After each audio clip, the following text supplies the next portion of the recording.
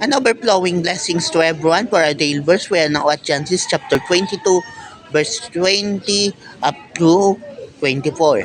Abraham's brother Nahor had married Milcah, and Abraham was later told that they had 8 sons.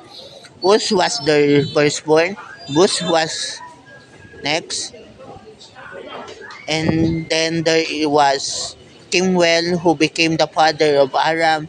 Their other 5 sons were Chised, Hasso, Pildash, Jidlaph, Jidlaph, and Bethuel, who became the father of Rebekah. Nahor also had another wife.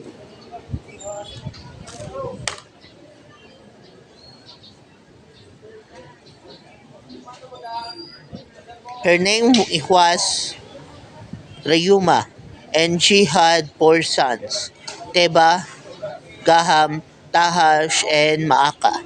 So in this passage, we can see that not just Abraham but also the brother of Abraham, which is Nahor, was blessed by God, and they too had their own descendants and children because they obey God, and God allowed them to multiply because of their obedience. And just like Abraham, they too believe in God and make God their God.